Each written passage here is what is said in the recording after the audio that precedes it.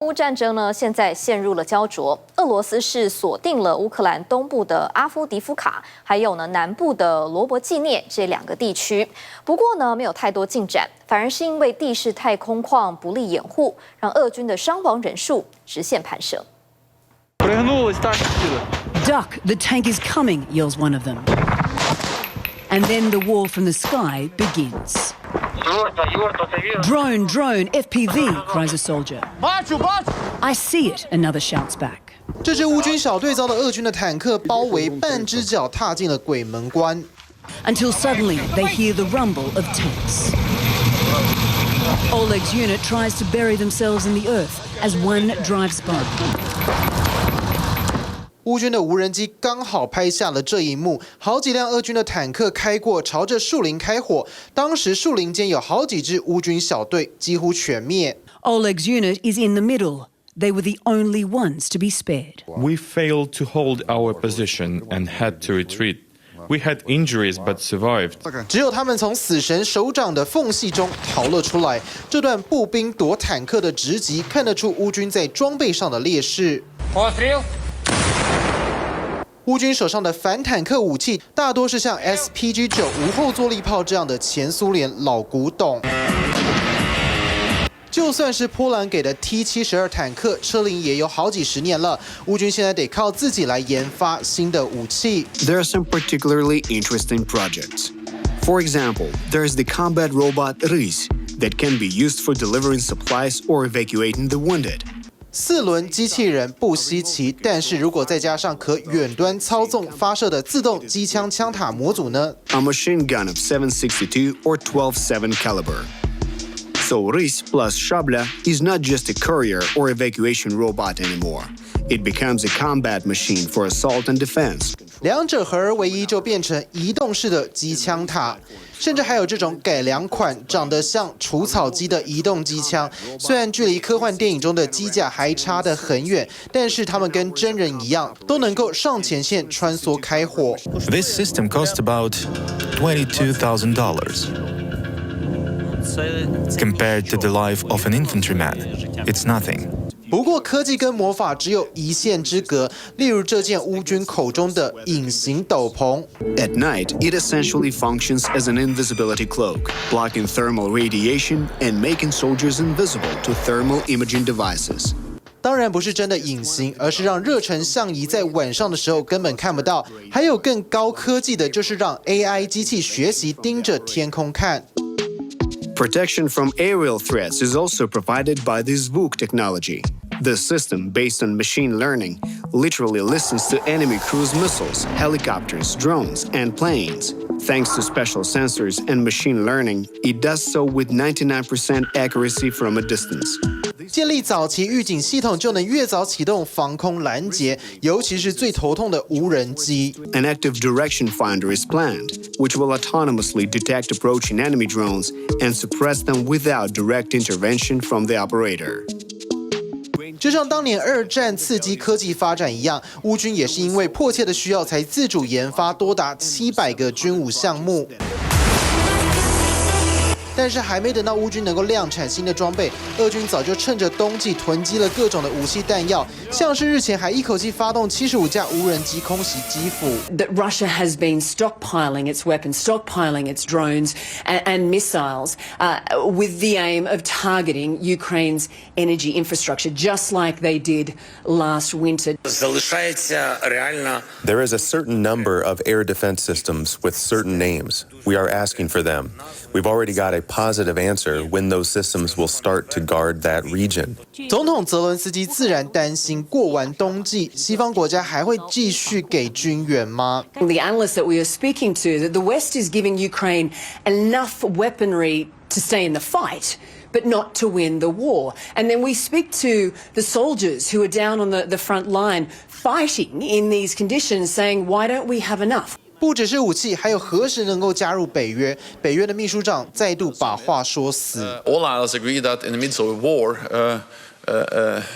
full membership is not possible. 要加入北约，先等终战。德国媒体还披露，美国跟德国正在推动乌俄双方重回谈判桌上，是要准备和谈了吗？不过美国白宫否认，国务卿布林肯还灭火说，北约依旧力挺基辅。TVB 陈宗报道。不过，东欧这几天是频频传出天灾的消息，像乌克兰全国有2000多个村庄被断电，而至于克里米亚半岛出现16年来最强的风暴，海水倒灌淹没了马路、学校和医院，紧急关闭。数公尺高的大浪打在乌克兰的克里米亚半岛沿岸。马路上水快淹到半个轮胎高，东欧以及黑海沿岸遭受当地16年来最强风暴袭击。乌克兰东南部，包含被俄罗斯占领的克里米亚和塞凡堡，宣布进入紧急状态。民众在寒风中摸黑撤离。当地既飘雪又淹水，还有好几条大鱼都被打上岸。Сказать, что прямо там весь город в них нет, я не скажу, но есть, конечно. 街道积水至少60公分，仔细一看，还有人是踩在围墙边边过街的。11月底了，还在淹大水，这罕见的极端天气，则是在乌克兰南部的奥德萨降下大暴雪。积雪中拖救护车、小轿车、大货车、联结车、游览车，全部卡在半路上。还有这一起暴雪中的连环车祸，10几辆车撞在一起都看不到尽头。光是在奥德萨就有超过600辆车陷在暴雪中。这几天风雪中的道路救援可能比前线士兵还要忙。Коли закрили трасу Одеса-Рені, всі люди ринулися в об'їзні дороги, а це було ще гірше, тому що там їх не чистили, це були об'їзні дороги, і всі автівки там застрягали. 状况实在惨烈，乌克兰16个州至少2000座村庄，50万人大停电。乌克兰总统泽伦斯基呼吁民众有必要的话赶快避难。Особливо складно у південних регіонах України. Як тільки буде можливим, наші енергетики відновлять подачу електрики усім містам, селам, де через негоду зараз є тимчасове знеструмлення. 乌克兰首都基辅也已经被白雪覆盖，但是大家最担心的还是前线士兵。Особисто, так як я являюся волонтером, ми допомагаємо військовим, ми їм готуємо гарячі обіди, гарячі чаї. 这是乌克兰在战争期间的第2个寒冬，对于身处乌东战区的居民，真的是饥寒交迫。Yesterday it was kind of quiet, but 3 days ago I had no words. It was shelling around the clock.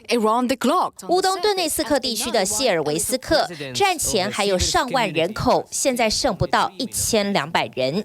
The community has been under constant shelling for a year and a half. There is no electricity, no gas, no water, no internet. We still deliver firewood and pallets to warming stations. 状况同样克难的还有一度被俄罗斯占领的沃尔昌斯克。烧柴取暖，还同步开暖气，试图挺过天寒地冻的下雪天。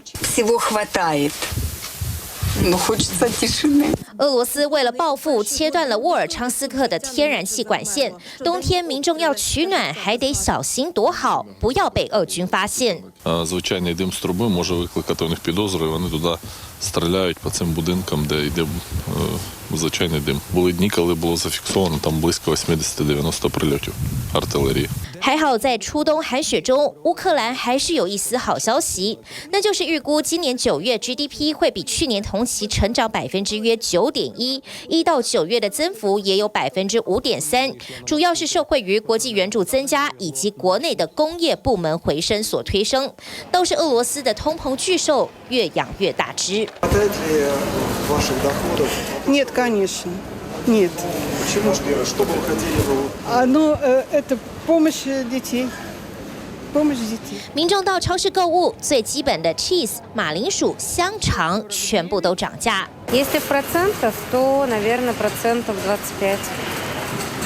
Больше, да. Потому что и мясо. 由于俄罗斯卢布贬值，加上军费支出高涨，俄俄罗斯10月 CPI 年增幅达到6.7%，是近9个月来最高。这让普京下令要全力压通膨，但是症结点恐怕还是得看战争何时打得完。TVBS 新闻综合报道。大陆是全球规模最大的武装部队，像海军拥有超过370艘的舰艇。不过，国家主席习近平还是不满意，他担心这些军队没有足够的实战经验。众所瞩目拜习会，中国大陆领导人习近平直接否认2027攻台时程说是政治上的一时权宜。我们还是要提防，它可能会是一个假期行动。普京先生也一直说，他的部队只是在边界演习，并没有入侵乌克兰，还是心里有顾忌。任何一国的军队或者是社会，只要长期的久训不战，难免都会沾染上所谓的和平病。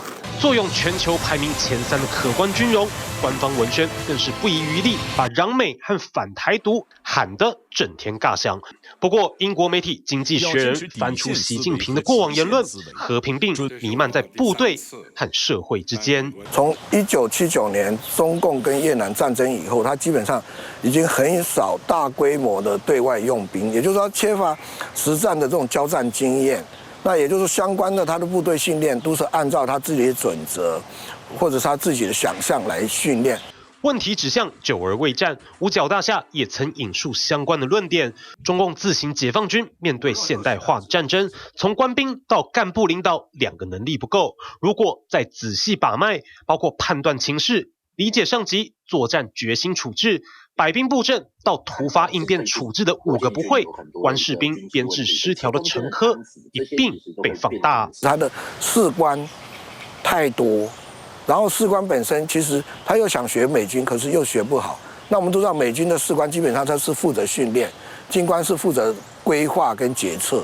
那如果你的士官没有办法很好的去履行他的相关职责，那当然就是一定会导致部队下面的存在非常非常多的问题。所以在习近平在军事改革之后，他非常强调就是实战化训练，就是部队必须在没有预先剧本的状况之下，磨练指挥官跟所属单位这个临机处置的能力。但是坦白来讲，你说冰冻三分子，为了重新认识战争、重塑部队体制，大量施法俄罗斯营级战术群，使得步装炮、防空一体的合成营开始兴盛于解放军前线。只是一场乌俄冲突，难免又打乱了强军的理想。战场就是一个绞肉机，那军队进去，其实你的生存、你的生命，大是以小时来算。当你少子化以后，或者说你的生活环境越来越好的时候，其实很多人对当兵其实是没有那么大的一个意愿。和平兵的另一面是招生不易，连带影响前线布局。所以他现在先锁定一部分的精锐，让这一批精锐能够比较快速的现代化，使得他在一个区域性的大型冲突当中还是有获胜的相当的可能性。换句话说，就是也许现阶段他还不足以在第一岛链跟第二岛链中间去跟美国去争夺这个大洋的控制权。学者所指解释了解放军为何在台海周边不断演练区域拒止，避免在战力打折的状况下又陷入了不利情势。共产党在建政之后，他强调就是一个所谓不结盟的政策，所以他在跟这些潜在的军事就是伙伴仅止于所谓的军事交流，所以一旦不管是台海有事或南海有事，乃至于东海有事，那中共他可能就要是独立作战，其他国家可能顶多就是会提供他一些装备或武器的补充。一旦失败，那中国共产党跟习近平本人都将陷入一个政治的灾难。陈平时期，没人真的期待走上前线，但想要治好和平病，认识战争才是唯一解方，两岸军民皆然。TVBS 新闻朱光宏、陈友祥、叶玉甫台北报道。想看最完整的新闻内容，记得下载 TVBS 新闻网 APP。